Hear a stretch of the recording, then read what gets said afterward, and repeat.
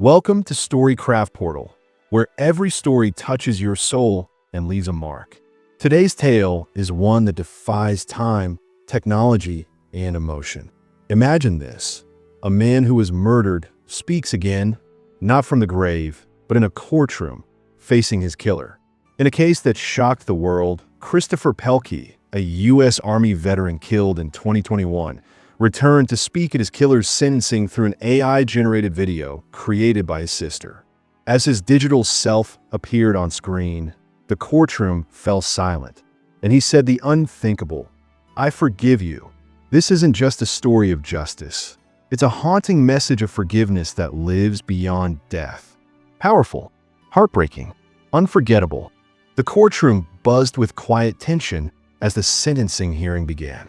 Gabriel Horcasitas sat stiffly, eyes fixed on the floor. He had taken a life in a moment of rage. But what no one expected was that the man he murdered, Christopher Pelkey, was about to speak. Stacy, Christopher's sister, had fought for years to bring justice. Today, she brought something else: closure. As the judge called for the victim impact statement, the lights dimmed and a screen lit up. A familiar face appeared, alive, composed, and staring straight ahead. Gasps echoed across the courtroom. It was Christopher, or rather, an AI-crafted version of him. In another life, the voice began, "We might have been friends." Eyes widened. Whispers grew. Even the judge leaned forward, visibly shaken. This wasn't just a video, it was a resurrection. And it was only beginning. What Christopher said next would leave everyone in that courtroom changed forever. As the AI version of Christopher Pelkey spoke, the room held its breath. "I served my country. I love my family. And I died on the side of a road because someone got angry." His voice wasn't robotic. It was real, layered with emotion, unmistakably his. Stacy had spent months feeding voice samples, videos, and memories into the AI system to recreate her brother. This wasn't science fiction. This was her grief turned into something powerful. The judge, unable to mask his astonishment, kept glancing between the screen and Stacy. Gabriel finally looked up, face twitching with something between shame and disbelief. Outside the courtroom, the media waited, unaware of the storm brewing inside. "I don't want revenge," the video continued, "but I want truth." The room went still again. Everyone knew something rare was happening. This was more than justice. It was testimony from a grave. It was far from over. The screen shifted. Now, the AI showed Christopher's final day, rendered from police reports and digital memories. It was a normal morning. I got coffee. I played with my dog. I didn't know I had hours to live. The courtroom watched, mesmerized, as visuals reconstructed the last few hours before the shooting. A confrontation on the freeway, a horn blaring, a sudden stop. I got out to talk. I didn't yell. I didn't threaten. I just asked why. Then a gun. Then silence. Stacy closed her eyes as that moment played. Gabriel's shoulders tightened. The judge gripped his bench. "You didn't just take my life. You took everything after it." Christopher's voice echoed. The jury squirmed. This was no ordinary hearing. This was a memory brought back with vengeance and grace. Part 3 ended, but the room was drowning in what had just been seen. After Christopher's death, Stacy fell into darkness. For weeks, she didn't speak, but something inside refused to let go. She gathered every voicemail, video clip, and letter from her brother. He should get the last word, she told herself. When she discovered voice synthesis and video AI, a fire lit in her soul. She learned everything: coding, facial mapping, voice training. "If the justice system won't give my brother a voice, I will." Her journey was shown on screen. Clips of sleepless nights, error messages, tears, breakthroughs. Every glitch was like losing him again, she whispered. But she didn't stop. And today, in that courtroom, she watched the world hear Christopher again. "This isn't revenge," she told the press. "It's presence." Her pain became power.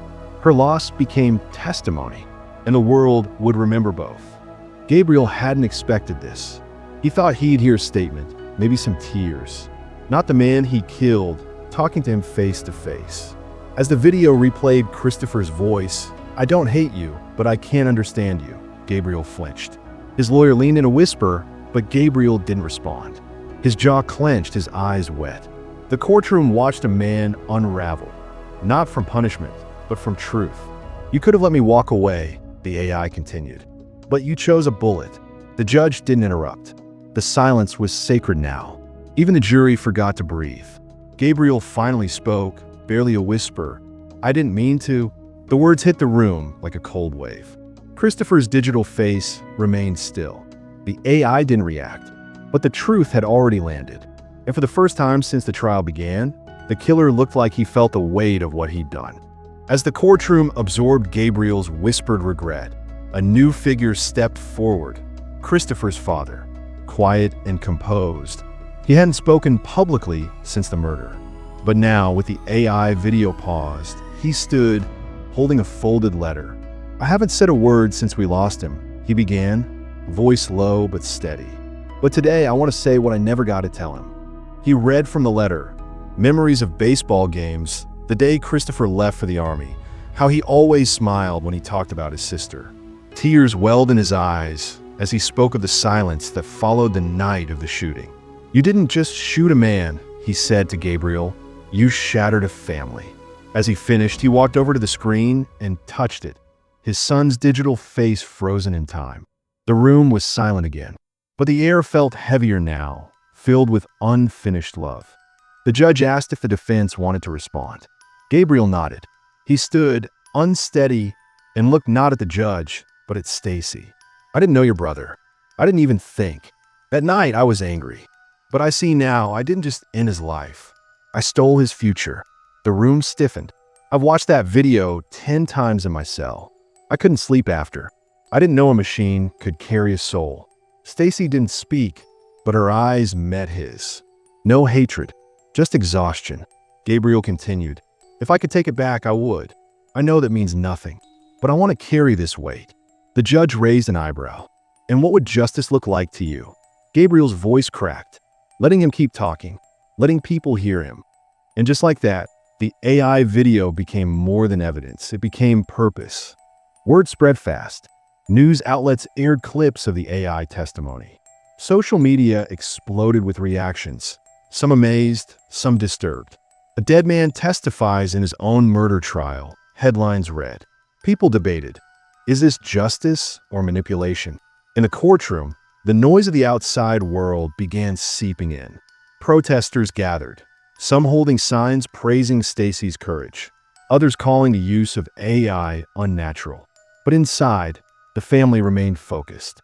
Christopher's voice wasn't a gimmick to them. It was memory preserved. A reporter asked Stacy, "Did you ever think this would go viral?" She replied, "I didn't build him for the world. I built him for truth." Yet, the world now demanded to hear more. The judge ordered the AI video into the official court record. For the first time in U.S. legal history, a virtual victim was part of the proceedings. And this case was now something far bigger than anyone expected. After days of hearings, reactions, and emotional breakdowns, it was time. The courtroom was packed. Cameras were banned. But the weight of the moment was undeniable. The judge looked over at Stacy, then at Gabriel. This court has never experienced what we have witnessed. A life ended, a voice restored, a choice made in rage, a family changed forever. Gabriel stared ahead, ready. "The law must speak," the judge said. But today, so did a soul. Gasps echoed. "I sentence you, Gabriel Horcasitas, to 10.5 years in prison for manslaughter." Some wept. Gabriel bowed his head. Stacy closed her eyes. The judge added, "May you carry his voice in your conscience every day you breathe." The courtroom exhaled together. It wasn't enough for some. It was too much for others. But it was done, or so it seemed, because even as justice was spoken, the story wasn't finished. Weeks after the sentencing, Stacy launched a foundation, the Pelkey Project, a nonprofit dedicated to helping victims' families preserve voices through ethical AI. "No one should be forgotten," she said. The first program helped a mother recreate her daughter's lullabies. Another helped a son hear his father's laugh one last time. The case had closed, but its ripples were just beginning. Gabriel, now in prison, asked for a copy of the AI video. Stacy allowed it. "Let it remind you, she wrote. At a press event, she stood before a crowd. My brother didn't get a second chance, but his voice did. And that voice will keep speaking. For justice, for memory, for love. The AI video played again behind her. Christopher smiled. "Thank you for listening," it said. The crowd stood in silence, not mourning, honoring. And the story, now legend, continued to echo long after the final gavel fell.